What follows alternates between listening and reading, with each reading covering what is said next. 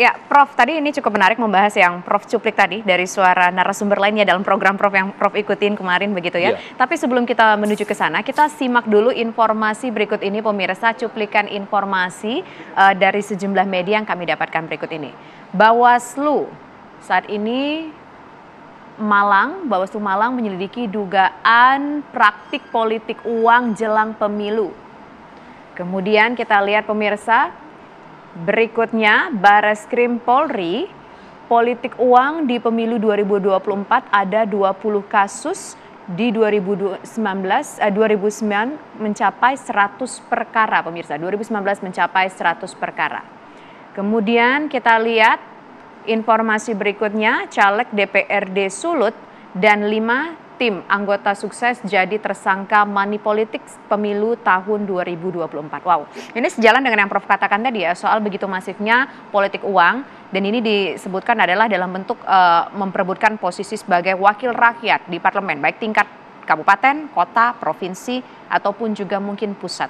Kemudian bagaimana Prof melihat outputnya di parlemen?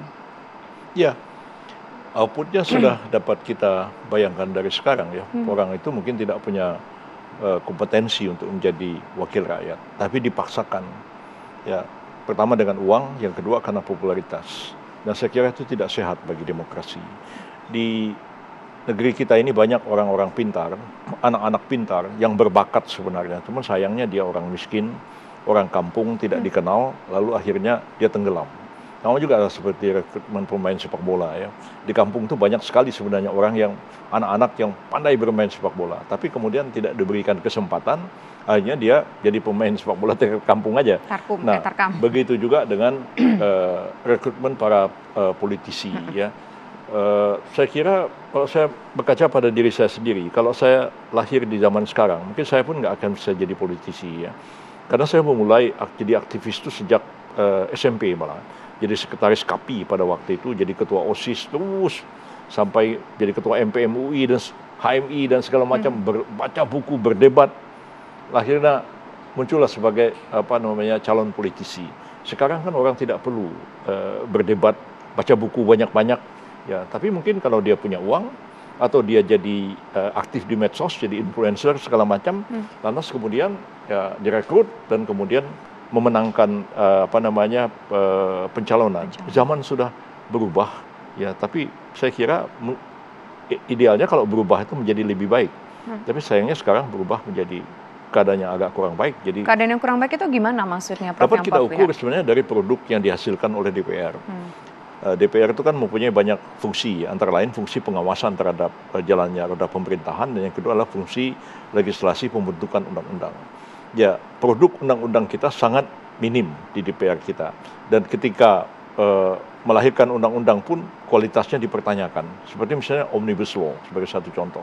Itu dibahas dalam waktu 3 bulan, pasalnya ribuan.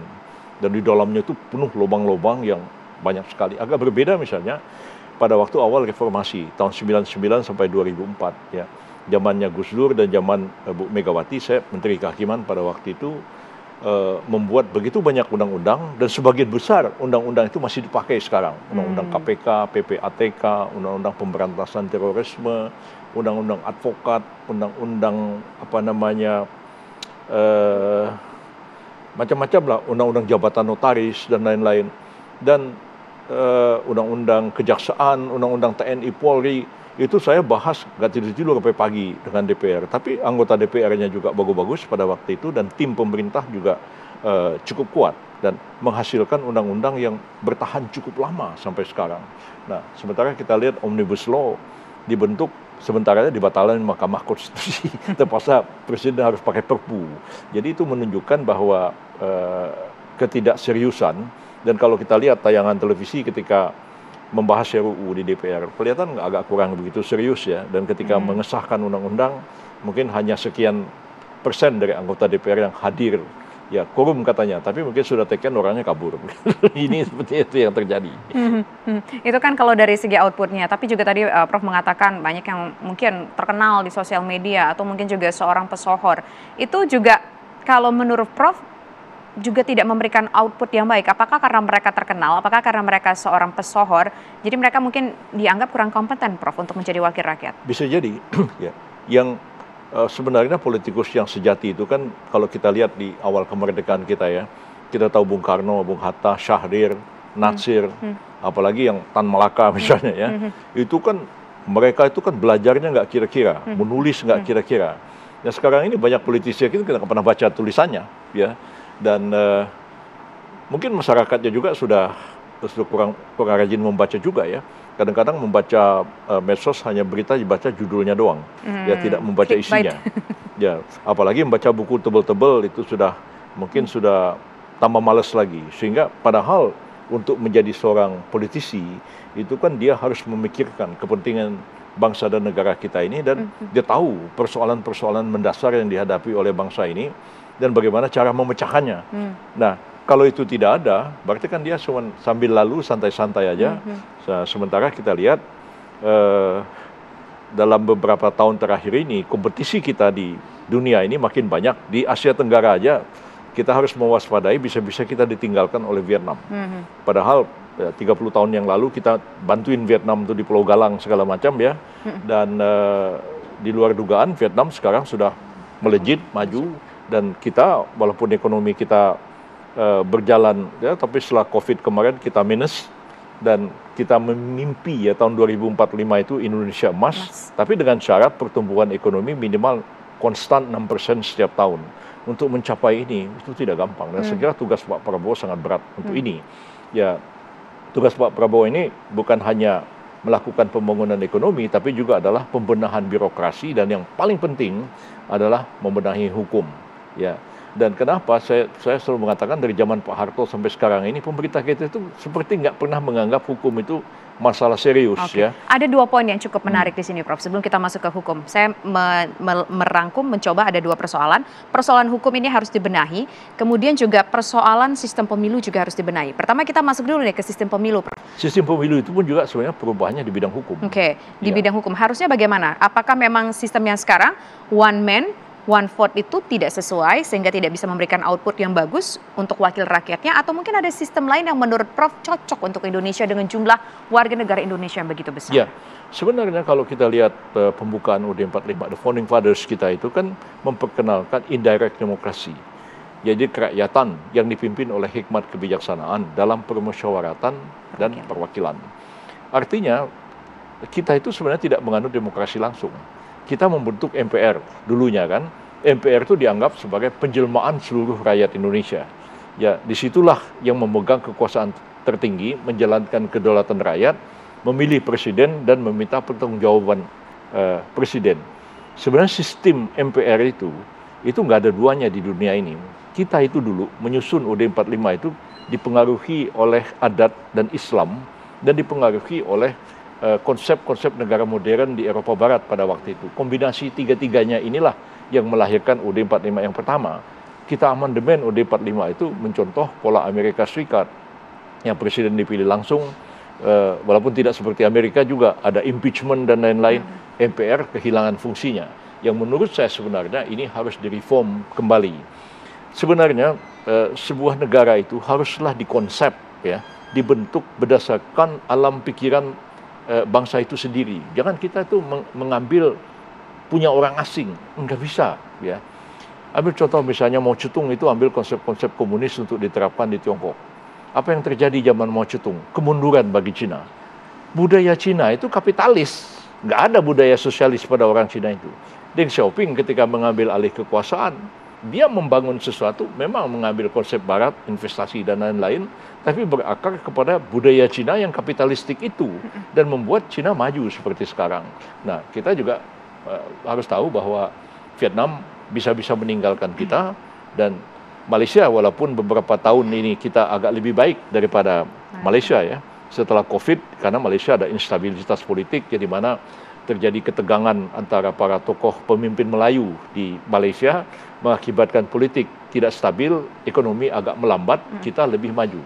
Tapi kemarin, ya, yang di Pertuan Agung Malaysia menyampaikan pidato ketika dia baru dilantik sebagai yang di Pertuan Agung. Dia menekankan supaya birokrasi harus bertindak cepat, jangan lambat-lambat, jangan bikin susah orang, ya. Dan dia menekankan supaya proses hukum harus berjalan cepat. Jangan orang itu terkatung-katung nasibnya, dan kepastian hukum harus dijamin. Ini hati-hati. Bisa di bawah kepemimpinan sekarang ini yang di Pertuan Agung dari Johor, ya, orangnya sangat bright, sangat maju pikirannya, dan Perdana Menterinya Anwar Ibrahim yang terkenal sangat pintar dan cerdas. Nah, kalau kita ini ya lambat, ya Vietnam bisa tinggalkan kita, Malaysia kembali bisa tinggalkan kita. Jadi saya kira kita butuh pemimpin yang cerdas, ya, cepat mengambil keputusan, dan birokrasi kita itu mesti dibersihkan, ya. Sekarang ini nggak ada yang nggak dibikin sulit, ya. Birokrasi itu urusan kecil aja, kalau nggak dikasih duit nggak jalan, repot kita semua. Jadi akhirnya kita mengatakan reformasi yang kita gagas dan kita perjuangkan capek-capek tahun 98 itu, setelah 25 tahun terjadi adalah paradoks dari reformasi itu sendiri. Nah, saya kira kalau tadi Anda mengatakan bahwa sistem pemilu kita perlu diperbaiki, itu iya, tapi memperbaikinya dari mana? Memperbaikinya dari hukum pemilu itu sendiri, dan mungkin juga amandemen dari Parlemen perlu diperbaiki, diamandemen lagi. Nah, hari ini kita mendengar MK mengambil keputusan membatalkan 4% threshold, ya. Tapi belum tahu seperti apa, ya. Apakah threshold masih tetap ada?